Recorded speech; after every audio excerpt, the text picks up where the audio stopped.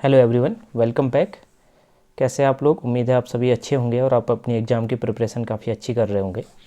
तो Uttarakhand LT science के लिए हम लोग यहाँ पर कुछ क्वेश्चंस कर रहे थे, जो कि हमारे सिलेबस वाइज चैप्टर के क्वेश्चन हम कर रहे हैं। तो यहाँ पर आज हमारा जो टॉपिक ले रखा है हमने, वो है केमिकल काइनेटिक्स। ठीक है, क्या है चैप्टर का नाम? Chemical kinetics. ये अगर देखें तो हमारा जो अगर इंटर में देखें तो 12th की केमिस्ट्री का ये चौथा चैप्टर है आई होप। तो इसको हम हिंदी में बोलते हैं क्या? रासायनिक बलगतिकी। रासायनिक बलगतिकी। तो इस चैप्टर में हम बेसिकली क्या पढ़ते हैं? इस चैप्टर में हम पढ़ते हैं कि कोई भी रिएक्शन कितनी स्पीड से हो रही है, कितनी स्लो हो रही है, और उसको कौन कौन से फैक्टर अफेक्ट कर रहे हैं। तो रिएक्शन की जो स्पीड होती है, कितनी तेज़ी से हो रही है। हो सकता है कोई रिएक्शन 2 मिनट में हो रही है, कोई 10 सेकेंड में हो रही है, कोई रिएक्शन 2 दिन लगा दे रही है। तो इस टाइप से जब हम रिएक्शन की स्पीड को मेजर करते हैं और उसको कौन कौन से फैक्टर अफेक्ट करते हैं, ये सब चीज़ हम देखते हैं, तो उसको बोलते हैं, उस चैप्टर को जिसमें हम ये पढ़ते हैं उसको बोलते हैं केमिकल काइनेटिक्स। और इसी चीज़ को, रिएक्शन की स्पीड को हम पता करते हैं तो उसको बोलते हैं रेट ऑफ रिएक्शन। ठीक है, क्या बोलते हैं? रेट ऑफ रिएक्शन, रिएक्शन की स्पीड। और वो होता है change in concentration upon time. Change in concentration upon time. चाहे रिएक्टेंट की कंसंट्रेशन ले लें, चाहे प्रोडक्ट की कंसंट्रेशन ले लें, वो टाइम के साथ कितनी चेंज हो रही है, उसी को हम बोलते हैं रेट ऑफ रिएक्शन। उसको पढ़ना पड़ता है और उसको कौन कौन से फैक्टर अफेक्ट करते हैं, ये सब हमें इस चैप्टर में पढ़ना पड़ता है। तो आप एक बार थोड़ा सा इसको एनसीईआरटी से भी पढ़ सकते हैं।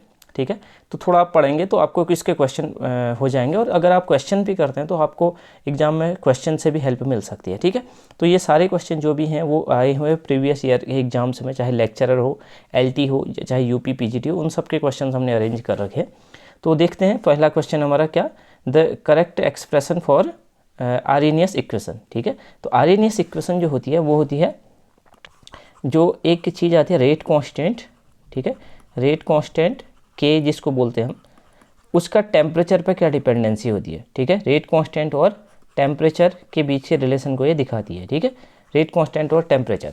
तो इसका जो एक्सप्रेशन होता है वो होता है के बराबर ए इंटू ई की पावर माइनस ई ए अपॉन आर टी। ये इसका सही एक्सप्रेशन होता है। ठीक है, तो यहाँ पर हमारा बी ऑप्शन सही है, के बराबर ए इंटू ई की पावर माइनस ए अपॉन आर टी। जहाँ पर के जो होता है वो होता है रेट कांस्टेंट, रेट कांस्टेंट। ठीक है, ए को हम बोलते हैं फ्रीक्वेंसी फैक्टर, फ्रीक्वेंसी फैक्टर। और ई ए जो होता है वो हमारा क्या है? वो हमारा एक्टिवेशन एनर्जी होती है, एक्टिवेशन एनर्जी। और आर जो होता है वो होता है गैस कांस्टेंट, गैस कांस्टेंट। ठीक है, आइडियल गैस कांस्टेंट जी भी इसको हम बोलते हैं। इसकी वैल्यू होती है 8.314 जूल पर केल्विन पर मोल। ठीक है, और टी जो होता है वो टेम्परेचर होता है। तो यहाँ पर टेम्परेचर का टर्म आ गया ना, इसका मतलब रेट कांस्टेंट के और टी के बीच का रिलेशन दिखाता है कौन? Arrhenius equation. ठीक है, तो इसका सही एक्सप्रेशन है के बराबर ए इंटू ई की पावर माइनस ए अपॉन आर टी। ठीक है, आपको डायरेक्टली क्वेश्चन भी याद हो जाएंगे, तो कई बार क्वेश्चन सीधे सीधे रिपीट भी हो जाते हैं। सेकेंड क्वेश्चन देखते हैं, the reaction CH3 C double bond low CH3 plus I2, और ये HNO की प्रेजेंस में हो रही है, साथ में वाटर है, और इससे हमारा बन रहा है, यहाँ पर से क्या हो रहा है, एक हाइड्रोजन को हट करके क्या लग जा रहा है, इसमें आयोडीन जुड़ जा रहा है और HI अलग हो जा रहा है। Is an example of dot dot with respect to I2 concentration. तो ये जो रिएक्शन है ये हमारी क्या है, आयोडीन के रेस्पेक्ट में या आयोडीन की कंसंट्रेशन के रेस्पेक्ट में कौन से ऑर्डर की रिएक्शन है, ये हमें बताना है। ठीक है, हमें 4 ऑप्शन दे रखे हैं, 0 order, first order, second order या थर्ड ऑर्डर। तो देखिए, जब भी हम ऑर्डर डिसाइड करते हैं रिएक्शन का, कोटि जिसको हम हिंदी में बोलते हैं, तो वो कैसे डिसाइड होती है, वो देखा जाता है कि कौन कौन से रिएक्टेंट है जिनसे क्या होता है, रिएक्शन का रेट इफेक्ट होता है। तो जब हम इस रिएक्शन का रेट लिखते हैं तो इसकी कंसंट्रेशन किस पर डिपेंड करता है? एक तो CH3CO CH3 पर डिपेंड करता है, हम जब एक्सपेरिमेंटली देखते हैं, तो और दूसरा पानी की कंसंट्रेशन पर भी डिपेंड करता है। लेकिन रेट में कहीं पर भी आयोडीन की कंसंट्रेशन यहाँ पर नहीं आती है। मतलब जब हम रेट लॉ के अकॉर्डिंग रेट लिखते हैं तो तभी हमें पता चलता है कि कौन से ऑर्डर की रिएक्शन है। तो अगर आयोडीन पर इस रिएक्शन का रेट डिपेंड ही नहीं करता है, कहने का मतलब है इस रिएक्शन में अगर हम आयोडीन को कितना भी मिलाएं तो उसकी कंसंट्रेशन से रिएक्शन का रेट जो है फ़र्क नहीं पड़ता है। तो इसका मतलब आयोडीन के रेस्पेक्ट में ये जो कौन से ऑर्डर की रिएक्शन होती है, 0 ऑर्डर की रिएक्शन होती है। मतलब आयोडीन को मिलाने से इस रिएक्शन के रेट पर कोई फ़र्क नहीं पड़ता है, क्योंकि रेट लॉ के अकॉर्डिंग अगर हम इसका रेट लिखते हैं तो ये जो है आयोडीन की कंसंट्रेशन पर निर्भर नहीं करता, ये एक्सपेरिमेंटली पता चलता है। तो ये रिएक्शन आपको याद होगी तो तभी आप बता पाएंगे कि ये आयोडीन के रेस्पेक्ट में जीरो ऑर्डर की रिएक्शन होती है। ठीक है, चलिए अब नेक्स्ट क्वेश्चन देखते हैं। हाँ, अब देखिए एक हल्का सा न्यूमेरिकल टाइप का क्वेश्चन है, वो है the half life period of A reaction becomes half when initial concentration of reactant is doubled the order of reaction would be। तो देखिए यहाँ पर क्या कह रहा है, the half life period. Half life period क्या होता है, जिसमें किसी भी रिएक्टेंट का जो कंसंट्रेशन होता है शुरू की इनिशियल कंसंट्रेशन का आधा हो जाता है। ठीक है, जैसे माना शुरू में किसी रिएक्टेंट के 10 मोल थे और जब वो मोल 5 बन जाते हैं रिएक्टेंट के, तो उसको बोलते हैं जितने टाइम में वो 5 मोल आधे, मतलब 10 मोल का आधा मोल 5 हो गए, उस टाइम को बोला जाता है टी हाफ या हाफ लाइफ पीरियड। हो सकता है ये 5 मिनट में हो जाए, हो सकता है 10 मिनट में हो जाए आधे। तो शुरू में जैसे अगर माना हम माने 50 मोल थे और ये जो है 25 मोल हो गए माना 10 सेकंड में, तो इसको हम बोलेंगे टी हाफ। तो टी हाफ यानी हाफ लाइफ पीरियड उसको बोला जाता है जहाँ पर शुरू की इनिशियल कंसंट्रेशन जो होती है रिएक्टेंट की वो आधी हो जाती है। तो यही क्वेश्चन है, the half life period of A reaction becomes half when initial concentration of reactant is doubled the order of reaction कह रहा है। तो इसका मतलब क्वेश्चन का मतलब है कि जो हाफ लाइफ पीरियड है वो क्या हो जाता है, हाफ हो जाता है जब हम किसी रिएक्टेंट की शुरू की इनिशियल कंसंट्रेशन को क्या कर देते हैं, डबल कर देते हैं। तो रिएक्शन का ऑर्डर क्या होगा। देखिए अब बहुत छोटा सा क्वेश्चन है और बहुत सिंपल है, आपको जितना करवाया जा रहा है उसके अकॉर्डिंग आप करेंगे तो हो जाएगा। देखिए इसके लिए आपको एक रिलेशन याद होना चाहिए, वो होता है एक common relation, T half is directly proportional to होता है 1 upon initial concentration of reactant की पावर n-1। ठीक है, ये हमारा रिलेशन होता है, T half is directly proportional to 1 upon R naught की पावर n-1। आर नॉट क्या है, आर नॉट हमारा है इनिशियल कंसंट्रेशन ऑफ रिएक्टेंट है। ठीक है, ये हमारा है। तो देखिए एक तो इक्वेशन ये होगी नॉर्मल। ठीक है, अब क्वेश्चन क्या कह रहा है, half life period of A reactant become half. तो टी हाफ कितना हो जा रहा है, हाफ हो जा रहा है, यानी इसको हम 1/2 इंटू हाफ भी कह सकते हैं, टी हाफ बट्टे 2 भी कह सकते हैं। ऐसे ही लिख लेते हैं, हम ऐसे लिख लेते हैं। ठीक है, टी हाफ आधा हो जा रहा है कब, जब हम क्या कर देते हैं, इनिशियल कंसंट्रेशन ऑफ रिएक्टेंट को क्या कर दे रहे हैं, डबल कर दे रहे हैं, यानी एक हो जा रहा है 2r0 की पावर n-1, ये हो जा रहा है। इसको हम सेकंड मान ले रहे हैं। तो टी हाफ हो जा रहा है जब हम r0 को क्या कर दे रहे हैं, 2 दुगना कर दे रहे हैं। तो अब इसको आगे हम सॉल्व करते हैं, बहुत सिंपल तरीके से सॉल्व हो जाएगा। अब हम क्या कर लेते हैं, इक्वेशन 2 डिवाइड बाई 1 कर लेते हैं, इक्वेशन 2 को 1 से हम डिवाइड कर लेते हैं। तो ये हो जाएगा, देखिए ये कुछ ऐसे हो जाएगा, half T half upon T half, proportionality दोनों साइड है तो हम इसको इक्वल भी कर सकते हैं, इक्वल। अब देखिए नीचे हम हमारा क्या, 1 अपॉन 2r0 की पावर n-1, और ऊपर वाला उल्टा हो जाएगा, ये हो जाएगा जब हम डिवाइड करेंगे तो ऊपर हो जाएगा r0 की पावर n-1 अपॉन 1 हो जाएगा। ठीक है, क्योंकि डिवाइड होगा तो इसको नीचे रखोगे तो फिर वो ऊपर चले जाएगा। तो यहाँ से अगर हम इसको सॉल्व करें तो टी हाफ से टी हाफ कैंसिल हो जाएगा, तो ये बचेगा half is equal to 1 upon 2 की पावर n-1, 1 अपॉन 2 की पावर n-1, क्योंकि होल का पावर n-1 है, और r0 की पावर n-1 और इंटू r0 की पावर n-1 डिवाइड बाई 1। ठीक है, तो r0 की पावर n-1 से r0 की पावर n-1 कैंसिल हो गया। तो यहाँ से हमारा ये बचा इतना बचा। ठीक है, अब इसको इक्वल कर लेते हैं, इसको इक्वल करते हैं। तो क्या हो जाएगा, इसको ऐसा भी लिख सकते हैं, 2 की power n-1 is equal to 2, है ना, ऐसा लिख सकते हैं। 2 की पावर 1, इसको हमने यहाँ मल्टीप्लाई कर दिया, इसको यहाँ मल्टीप्लाई कर दिया, तो 2 की पावर n-1 बराबर 2 की पावर 1। तो यहाँ से ऐसा भी लिख सकते हैं कि n-1 बराबर 1, क्योंकि बेस सेम है, 2 है और 2 है, तो n-1 बराबर 1 भी लिख सकते हैं।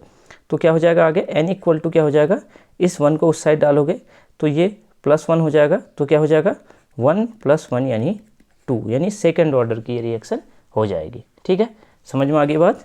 तो ये कौन सी ऑर्डर की रिएक्शन है, सेकंड ऑर्डर की।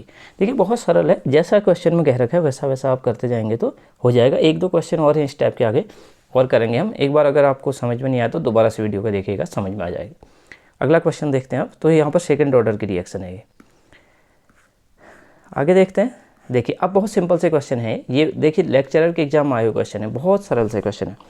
देखिए the unit of rate constant for zero order reaction. देखिए जब भी आपको किसी भी ऑर्डर की रिएक्शन का रेट कांस्टेंट का यूनिट निकालना होता है तो के का यूनिट जब आप निकालेंगे किसी भी ऑर्डर के लिए तो एक सिंपल ट्रिक होती है, वो होती है मोल की पावर 1 माइनस एन, सेकेंड की पावर n माइनस वन, और सॉरी इसको लीटर की पावर n माइनस वन, यहाँ पर आप लिखेंगे लीटर की पावर n माइनस वन और सेकेंड की पावर माइनस वन। ठीक है, ये रखेंगे आप।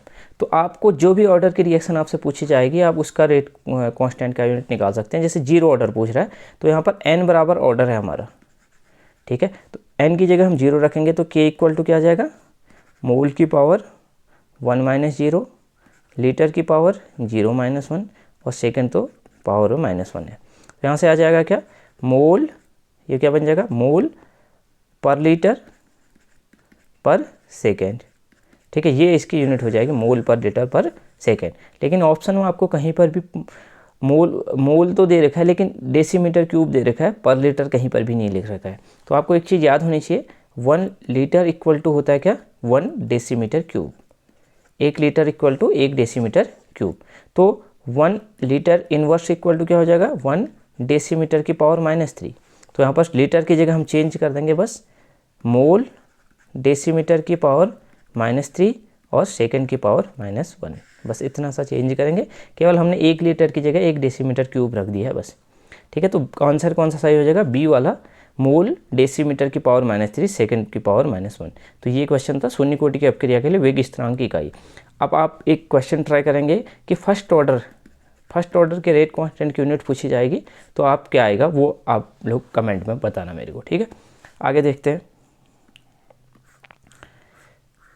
अच्छा, अगला क्वेश्चन है, एक सेकेंड, हाँ ठीक है, अगला क्वेश्चन है, यदि प्रथम कोटि की अपक्रिया ए से उत्पादों के लिए अर्धायु काल का मान 200 सेकेंड है तो अपक्रिया का वेग स्थिरांक क्या होगा। इंग्लिश में देख लेते हैं।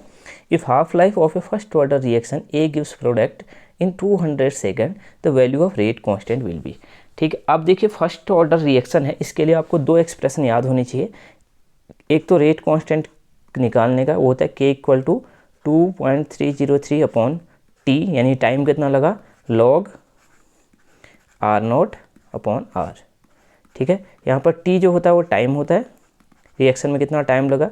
के आपको पता है रेट कांस्टेंट है, रेट कांस्टेंट।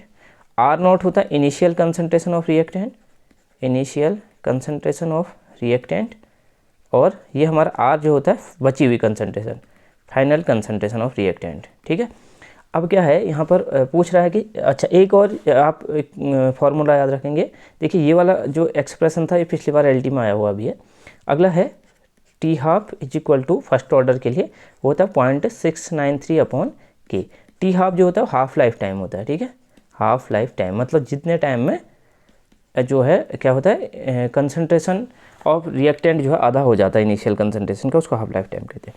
तो कह रहा है कि if half life for a first order reaction A gives product 200 second, मतलब इसमें हमें टी हाफ दे रखा है, मतलब 200 सेकेंड में कोई कंपाउंड जो है अपनी इनिशियल कंसंट्रेशन का आधा बच जा रहा है। तो अब इसमें जो है क्या कह रहा है, रेट कांस्टेंट की वैल्यू निकालो। तो आपको सिंपल सा पता है T half is equal to क्या है, T half is equal to है 0.693 अपॉन के है। तो के इक्वल टू क्या हो जाएगा, के इक्वल टू हो जाएगा 0.693 अपॉन टी हाफ।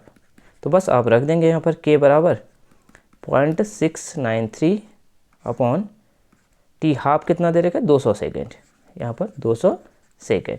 अब आप इसको डिवाइड करेंगे। ठीक है, कर लेंगे डिवाइड, अच्छे से हो जाएगा या नहीं होगा, चलो करके देखते हैं। यहाँ पर कर लेते हैं इधर पर को। देखिए इसको आप 0.693 को आप ऐसा भी लिख सकते हैं 693 इंटू 10 टू दी पावर -3, क्योंकि दशमलव के अंक दाएं साइड 3 खिसक रहे हैं तो पावर -3 होगी है, 3 अंक यहाँ को खिसके तो पावर -3 अपॉन नीचे हम लिख सकते हैं 2 गुणा 10 की पावर 2, ऐसा भी लिख सकते हैं 200 को 2 इंटू 10 टू दी पावर 2, जो 2 जीरो है हमको पावर में लिख ले रहे हैं 10 टू दी पावर 2 में।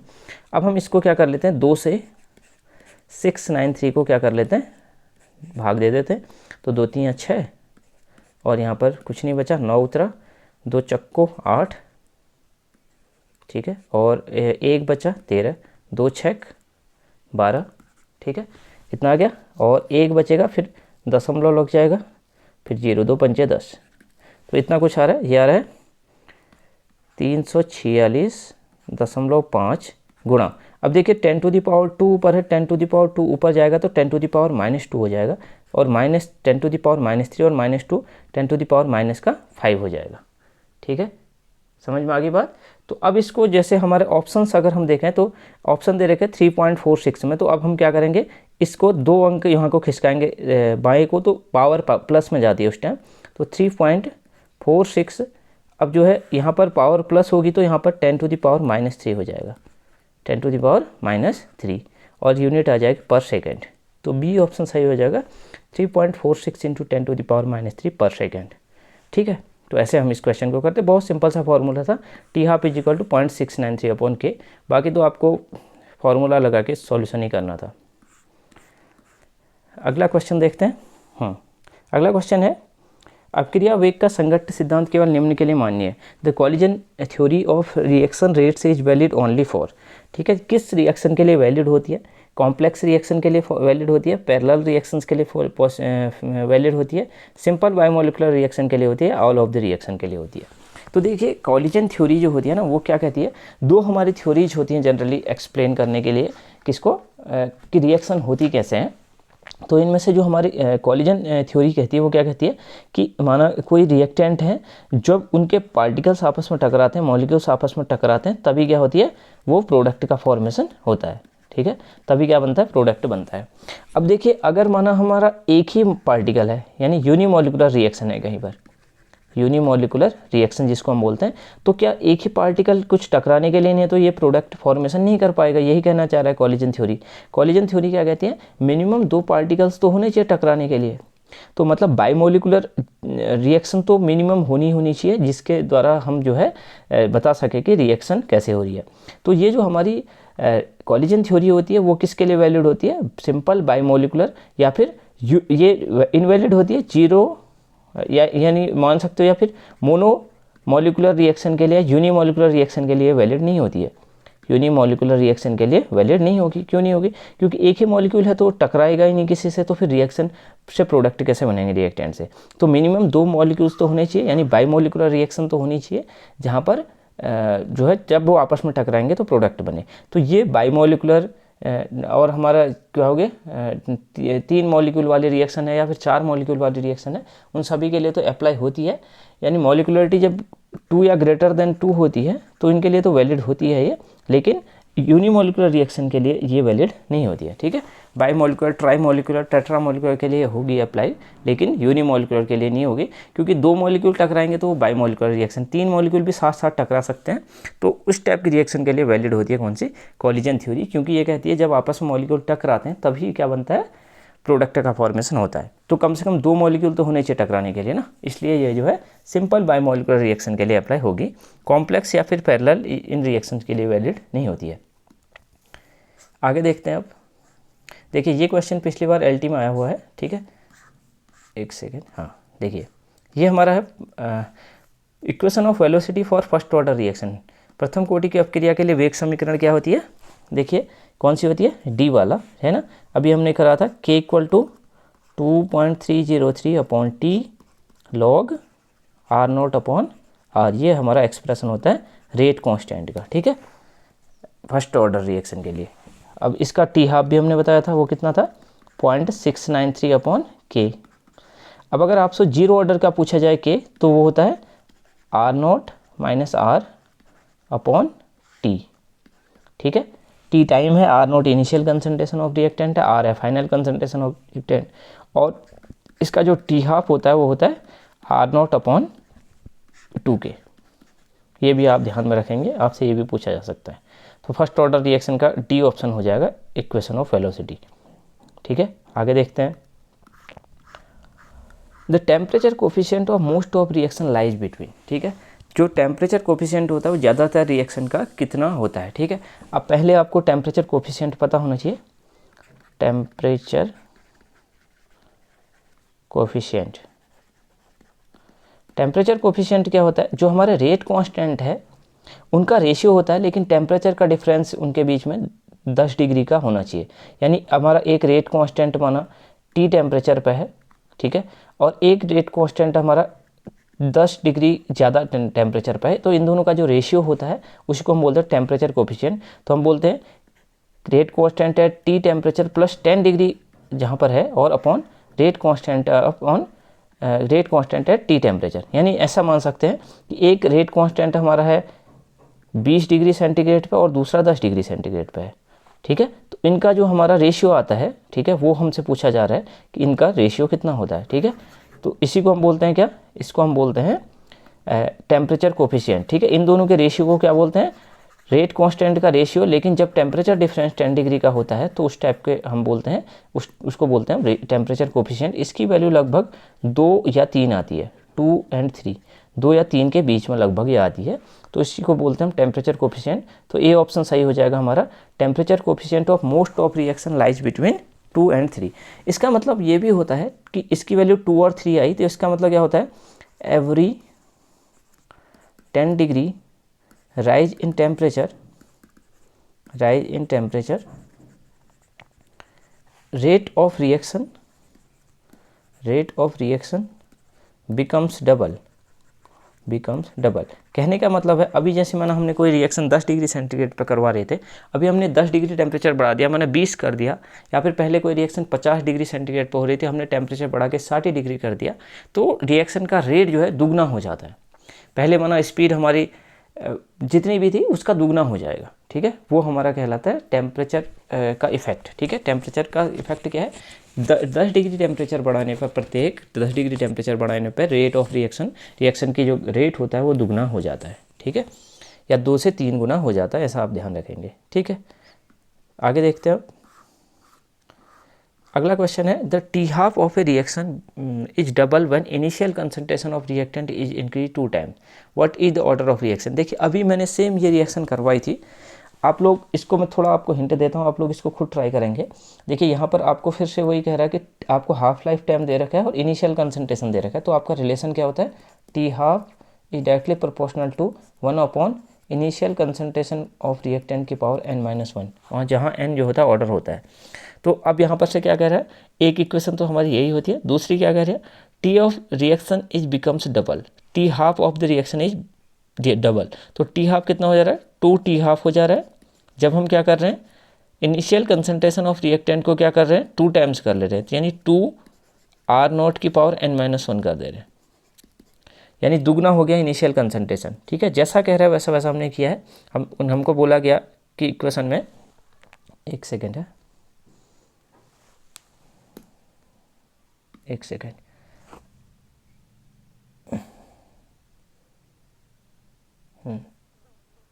देखिए हमको क्या बोला गया, इधर पे कर लेते हैं, इधर पे करवा देता हूँ, ठीक है।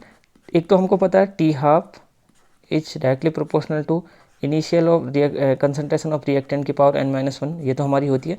लेकिन टी हाफ कितना हो जा रहा है, 2 गुना हो जा रहा है, 2 टी हाफ हो जा रहा है, जब हम क्या कर रहे हैं, इनिशियल कंसंट्रेशन ऑफ रिएक्टेंट को दुगना कर दे रहे हैं, यानी 2 R0 हो जा रहा है, इसकी पावर n-1 है, ठीक है। ये 2 इक्वेशन है। अब आप क्या करेंगे, अब हमको निकालना है ऑर्डर ऑफ रिएक्शन, तो आप इक्वेशन 2 डिवाइड बाई 1 करेंगे, ठीक है, इसको करना। तो यहाँ पर से 2 डिवाइड बाई 1 करोगे तो टी हाफ से टी हाफ कैंसिल हो जा रहा होगा, और 2 इक्वल टू आ रहा होगा, यहाँ पर प्रोपोर्शनलिटी के साइन को आप हटा भी सकते हैं, लेकिन प्रोपोर्शनलिटी कांस्टेंट सेम आएगा तो कट जाएगा लास्ट में, तो आपको फिर आएगा ये 1/2 R0, सॉरी एक सेकेंड है,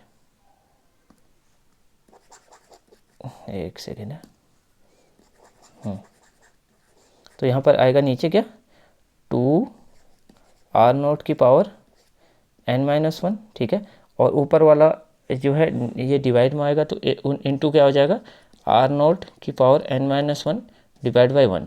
तो यहाँ से जो आ रहा होगा वो आ रहा होगा 2 इक्वल टू 2/1 भी लिख सकते हो, इक्वल टू 1/2 की पावर n-1, और यहाँ R0 की पावर n-1 से कैंसिल हो जा रहा होगा। इसको आप सॉल्व करेंगे तो आ जाएगा 2 की पावर n-1 बराबर 1/2, ठीक है। 1/2 को आप 2 को ऊपर लाएंगे तो 2 की पावर -1 हो जाएगा, तो 2 की पावर n-1 इक्वल टू 2 की पावर -1। तो यहाँ से दोनों का बेस समान हो गया, तो आप n-1 इक्वल टू -1 आ जाएगा। तो n इक्वल टू इस -1 को उस साइड डालेंगे तो ये आ जाएगा -1 + 1 यानी 0। तो n इक्वल टू 0 आ जाएगा, यानी ये 0 ऑर्डर की रिएक्शन होगी। ठीक है, सेम पिछला ही टाइप का जैसा क्वेश्चन है, आप लोग एक बार लेकिन इसको ट्राई करेंगे तो आपसे बन जाएगा ये। ठीक है, हो जाएगा। चलिए फिर अब आगे देखते हैं। अगला क्वेश्चन है the rate constant for a reaction is 3.3 × 10⁻⁻⁴ मोल पर लीटर पर second, the order of reaction would be. देखिए अब यहाँ पर आपको कुछ भी सॉल्व नहीं करना है, यहाँ पर आपको केवल एक चीज़ पता होनी चाहिए कि रेट कांस्टेंट की ये वाली यूनिट किस ऑर्डर की रिएक्शन के लिए आती है। ठीक है, के की यूनिट जो अगर आपको पता है वो किस ऑर्डर के लिए मोल पर लीटर पर सेकेंड आती है। ठीक है, ये आती है किसकी, 0 ऑर्डर की रिएक्शन के लिए। 0 ऑर्डर की रिएक्शन का जो रेट कांस्टेंट का यूनिट होता है वो होता है मोल पर लीटर पर सेकेंड। तो आपको कुछ भी सॉल्व नहीं करना था, अगर आपको यूनिट पता थी तो आप डायरेक्टली बता देते कि ये कौन सी ऑर्डर की रिएक्शन है, 0 ऑर्डर की रिएक्शन है। ठीक है, अगर इसी यूनिट की जगह ये वाली जो यूनिट लिखी थी वो पर सेकेंड यूनिट लिखे रहते तो आप ये होती कौन सी, फर्स्ट ऑर्डर की रिएक्शन। ठीक है, तो आपको मैंने एक शॉर्टकट तरीका बताया था रेट कांस्टेंट की यूनिट निकालने का, वो क्या था, मोल 1 - n, लीटर n-1 और सेकेंड -1। ठीक है, तो ये था। आगे देखते हैं अब। अगला क्वेश्चन है the first order rate constant for decomposition of N2O5 is 6.2 × 10⁻⁻⁴ पर second, the half life time of the decomposition. ठीक है, देखिए ये क्वेश्चन भी मैंने इसी टाइप का करवा रखा है, आप ट्राई करेंगे। यहाँ पर मैं फॉर्मूला बता देता हूँ, K equal to 0.693 upon T half equal to 0.693 upon K। ठीक है, ये है। अब फर्स्ट ऑर्डर रिएक्शन का रेट कांस्टेंट हमको दे रखा है कितना, ये दे रखा 6.2 × 10⁻⁻⁴, तो ये बस रख देंगे 0.693 अपॉन 6.2 × 10⁻⁴ पर सेकेंड। बस इसको सॉल्व करेंगे तो आपका हाफ लाइफ टाइम या टी हाफ जो है आपका आ जाएगा। ठीक है, और ये जो है कितना आएगा आप ट्राई करना खुद, ये आएगा 1117.7 सेकेंड आएगा। ठीक है, सी ऑप्शन। आगे देखते हैं, अब लास्ट के क्वेश्चन बचे हैं। Which of the following order of reaction is rare, इसमें से कौन से ऑर्डर की रिएक्शन जो है बहुत रेयर होती है, तो ये होती है फोर्थ ऑर्डर की रिएक्शन जो होती है बहुत ही रेयरली पाई जाती है। जनरली 0 ऑर्डर, फर्स्ट ऑर्डर और सेकंड ऑर्डर की रिएक्शन आपकी बहुत ज़्यादा हो सकती है, तो लेकिन फोर्थ ऑर्डर की रिएक्शन मतलब बहुत कम होती है। ठीक है, तो ये हमारा है। विच of the following can be rate constant for the first order reaction, इसमें से कौन सा हमारा रेट कांस्टेंट हो सकता है फर्स्ट ऑर्डर रिएक्शन का। सेम पिछला टाइप का क्वेश्चन याद रखा है। देखिए एग्जाम में क्वेश्चन बहुत ज़्यादा सेम टाइप के रिपीट होते हैं, इसलिए आपको अगर बहुत सारे टॉपिक्स हैं तो आप क्या कर सकते हैं ना, आपको चाहे आप किसी भी सब्जेक्ट में कर रहे हैं तो आप क्वेश्चन पे ज़्यादा फोकस कर सकते हैं। आपको टॉपिक बहुत लेंदी क्योंकि सिलेबस बहुत ज़्यादा है, तो आप क्वेश्चन वाइज भी प्रैक्टिस करेंगे तो आपको बहुत फ़ायदा मिलेगा। देखिए ये क्वेश्चन अलग अलग एग्जाम्स में सेम टाइप के रिपीट हो रखे हैं। ये क्वेश्चन जो आ रखा है विच of the following can be the rate constant of a first order reaction, ये आप खुद भी ट्राई कर सकते हैं। तो फर्स्ट ऑर्डर रिएक्शन की रेट कांस्टेंट का यूनिट क्या होता है, पर सेकेंड। ठीक है, बस आपका सीधे आंसर बी हो गया, 2 × 10⁻³ पर सेकेंड। ये जो है यूनिट के हिसाब से इस क्वेश्चन को करेंगे आप। अगर इसी के जगह आपको 0 ऑर्डर की रिएक्शन पूछा जाता, आपसे पूछा जाता 0 ऑर्डर की रिएक्शन, तो आप कौन सा यूनिट देखते, मोल पर लीटर पर सेकेंड वाला सही होता उस टाइम। लेकिन आपसे फर्स्ट ऑर्डर पूछ रखा है तो बी ऑप्शन सही होगा। ठीक है, अगला क्वेश्चन है, लास्ट क्वेश्चन है, the temperature of first order reaction is range from 32 degree to 42 degree centigrade and the rate constant of reaction K1 and K2 are respectively. ठीक है, what will be the correct value of K2 upon K1। ठीक है, देखिए अब अभी हमने बोला था, एक चीज़ बोली थी हमने टेम्परेचर कोफिशिएंट, एक हमने चीज़ पढ़ी थी टेम्परेचर कोफिशिएंट, वो क्या था, रेट कांस्टेंट का ही एवरेज था। ठीक है, लेकिन इन दोनों के बीच में टेम्परेचर का डिफरेंस कितना होना चाहिए था, 10 डिग्री सेंटीग्रेड होना चाहिए था। तो यही सेम चीज़ कर रखा है कि temperature of a first order reaction range from 32 degree centigrade to 42 degree centigrade, तो इनके बीच का डिफरेंस कितना है, 10 डिग्री सेंटीग्रेड है। तो रिएक्शन का जो रेट होगा वो कितना हो जाएगा, या K2 अपॉन K1 कितना हो जाएगा, यानी 42 डिग्री सेंटीग्रेड पर टेम्परेचर K42 अपॉन K32, इनका रेशियो क्या होगा, यही तो पूछना चाह रहे हैं। ठीक है, K2 हमारा हाई टेम्परेचर है और K1 लो टेम्परेचर पर रेट कांस्टेंट है, तो ये कितना हो जाता है, 2 से 3 गुना हो जाता है, तो 2 इसका आंसर सही हो जाएगा। ठीक है। तो K2/K1 कितना हो जाएगा, 2 हो जाएगा। तो यही चीज़ हमने कही थी कि अगर हम दो रेट कांस्टेंट का एवरेज मतलब वो निकाले, रेशियो निकाले, लेकिन उनके बीच का टेम्परेचर का डिफरेंस 10 डिग्री सेंटीग्रेड हो, तो उनका वैल्यू कितना आता है, उनका वैल्यू 2 या 3 आता है, ठीक है। उसी को हम टेम्परेचर कोफिशिएंट भी कह रहे थे।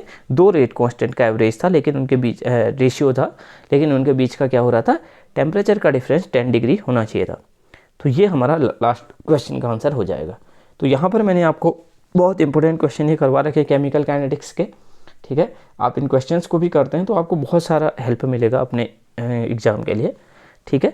तो आपको अगर कोई भी दिक्कत होती है तो आप फिर से कमेंट में पूछ सकते हैं। तो इस वीडियो में इतना ही करते हैं, आगे और हम वीडियोज लाएंगे आगे को क्वेश्चन और छोटे छोटे टॉपिक्स के फॉर्म में। तो इस वीडियो में इतना ही करते हैं। अब मिलते हैं नेक्स्ट वीडियो में। अगर आपको वीडियो पसंद आती है तो आप लाइक ज़रूर करिएगा, ठीक है। चलो फिर नेक्स्ट वीडियो मिलते हैं।